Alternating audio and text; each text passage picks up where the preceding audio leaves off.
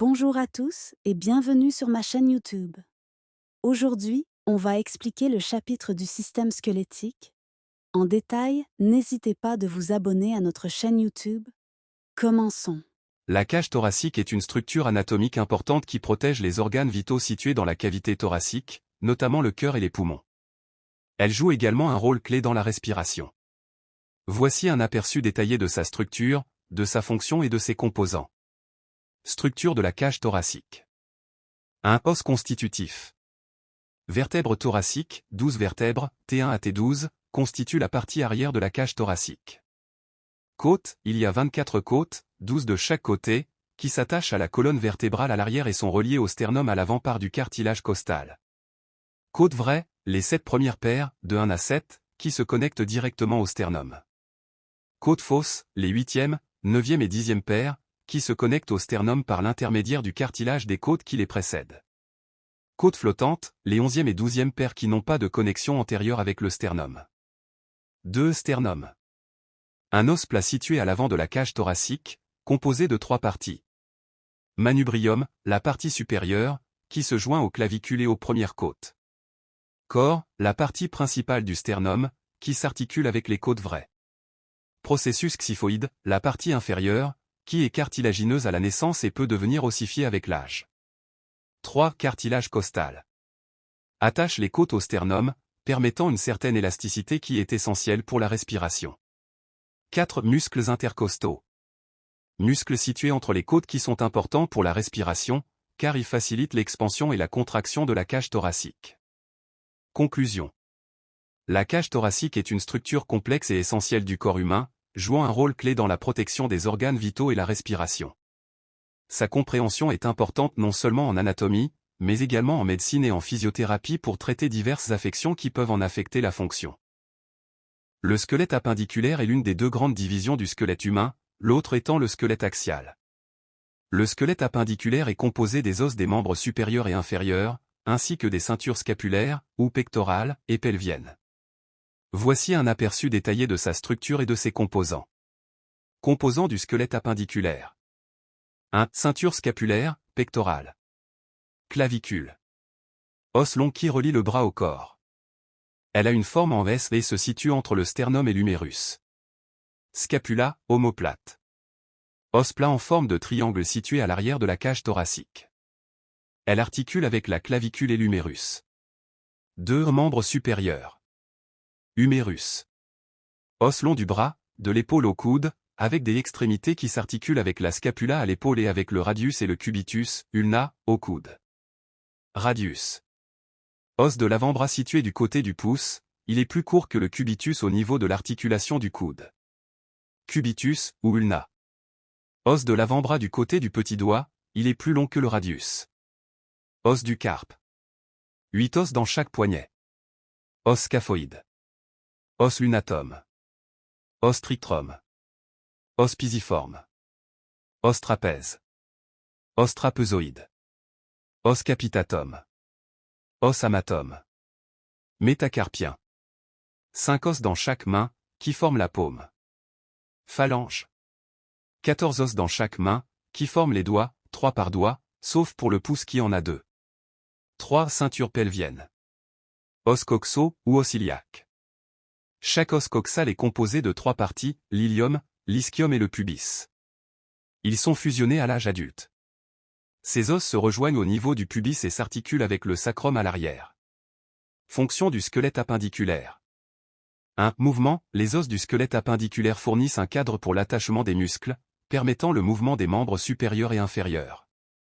2. Support et posture. La ceinture scapulaire et pelvienne, ainsi que les membres, offrent un soutien structurel et aident à maintenir la posture.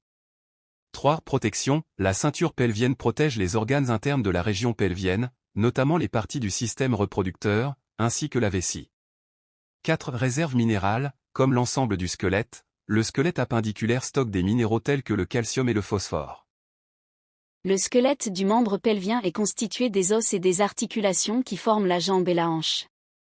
C'est une structure complexe qui permet à l'homme de se déplacer de manière bipède et qui supporte le poids du corps. Voici un aperçu détaillé de ses composants. 1. Ceinture pelvienne. La ceinture pelvienne est constituée de 2 os coxaux, également appelés os iliaques, qui se rejoignent à l'avant au niveau de la symphyse pubienne et s'articulent avec le sacrum à l'arrière. Os coxal, ou os iliaque. Chaque os coxal est composé de 3 parties fusionnées. 3. Os du membre inférieur. Un point fémur. Fémur, l'os de la cuisse, le plus long os du corps humain. Il s'articule avec l'os coxal au niveau de la hanche, articulation coxo-fémorale, et avec le tibia et la patella au niveau du genou. 2. Patella. Patella, os sésamoïde situé dans le tendon du muscle quadriceps, qui protège l'articulation du genou et améliore le levier du muscle. 3. Tibia. Tibia, os principal de la jambe, situé en avant et portant le poids du corps. Il s'articule avec le fémur au niveau du genou et avec les os du tarse, particulièrement le talus, au niveau de la cheville. 4. Fibula. Fibula, os long et mince situé sur le côté latéral du tibia. Il ne porte pas de poids principal mais sert de point d'attache pour des muscles et contribue à la stabilité de la cheville.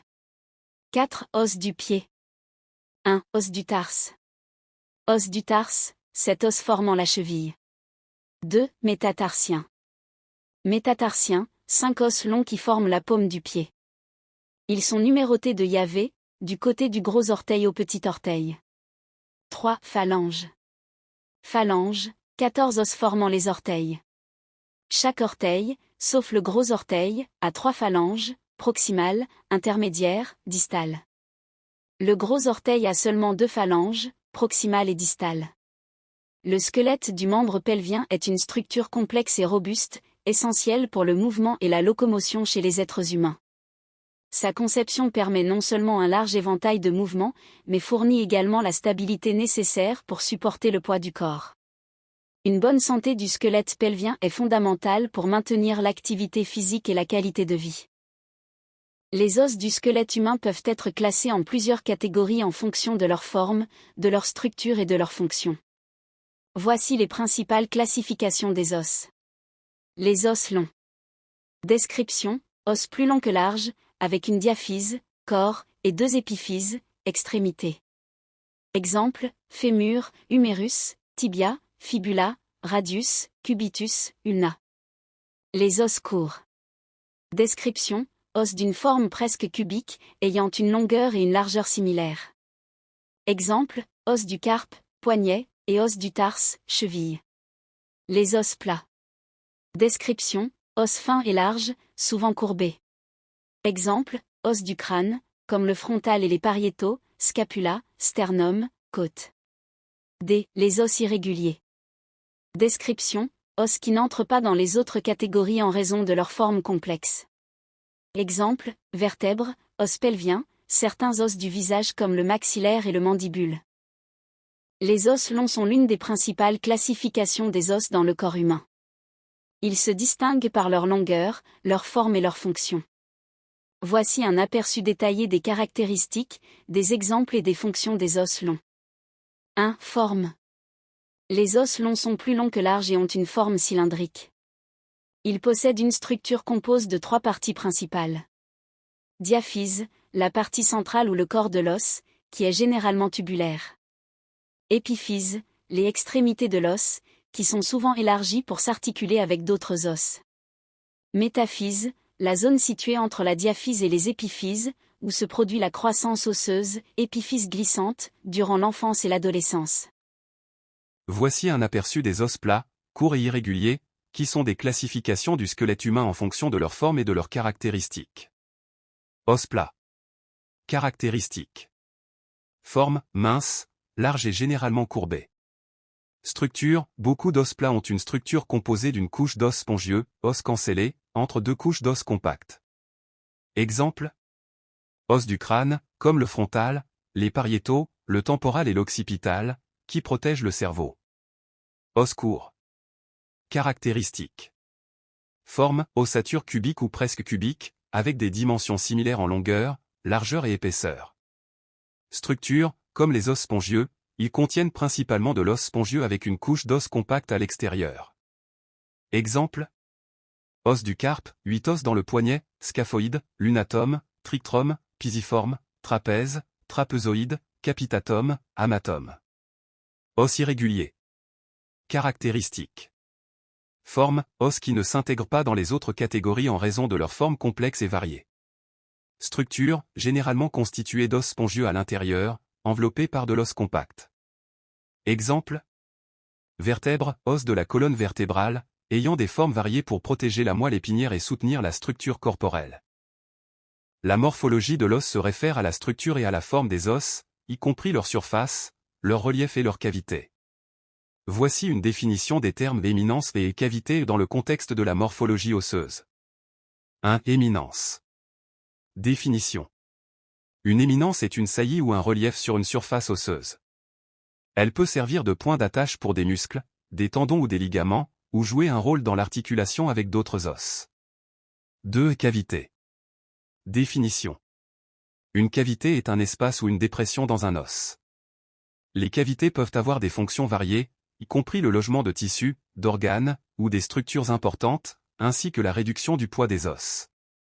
Les éminences peuvent être classées en deux catégories importantes, les éminences articulaires et les éminences non articulaires. Voici une explication des deux types. 1. Éminence articulaire. Définition.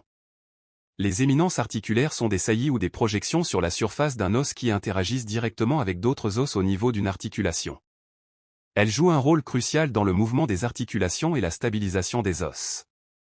Les éminences non articulaires incluent divers types de saillies osseuses qui servent principalement de point d'attache pour des muscles, des tendons ou des ligaments. Voici une description des principaux types d'éminences non articulaires, notamment les tubercules, tubérosité, processus, crête et épine. 1. Tubercule. Définition. Un tubercule est une petite saillie ou une protubérance sur un os, souvent de forme arrondie ou ovale. Exemple. Tubercule majeur et tubercule mineur de l'humérus, site d'attache pour les muscles de la coiffe des rotateurs. Tubercule du scaphoïde, saillie sur l'os scaphoïde du poignet, où des ligaments et tendons s'attachent. 2. Tubérosité. Définition. Une tubérosité est une saillie osseuse plus large et souvent plus rugueuse qu'un tubercule, servant également de point d'attache pour les muscles ou les ligaments. Exemple. Tubérosité ischiotique, située sur l'ischion, elle sert de point d'attache pour les muscles fessiers et les ischio-jambiers. Tubérosité tibiale, ou tubérosité du tibia saillie sur la partie antérieure du tibia, où le tendon du quadriceps s'attache. 3. Processus. Définition. Un processus est une longue projection ou une saillie sur un os, souvent en forme de bras ou d'apophyse. Les processus peuvent avoir diverses formes et fonctions. Exemple. Processus épineux, saillie osseuse à l'arrière de chaque vertèbre, servant de point d'attache pour des muscles et des ligaments. Processus coracoïde, une saillie de l'os scapulaire qui sert de point d'attache pour des muscles de l'épaule. 4. Crête. Définition. Une crête est une saillie étroite et souvent allongée qui forme un rebord ou une arête sur un os. Exemple. Crête iliaque. Bord supérieur de l'os iliaque, servant de point d'attache pour les muscles de l'abdomen et du dos. Crête sagittale, saillie à l'arrière du crâne où les muscles du cou s'attachent. 5. Épine. Définition.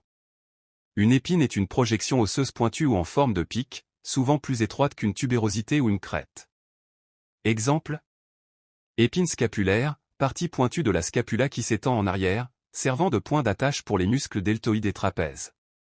Épine iliaque antérieure supérieure, saillie sur l'os iliaque, servant de point d'attache pour des ligaments et muscles. N'oubliez pas de vous abonner à notre chaîne et de liker cette vidéo. Merci chers étudiants.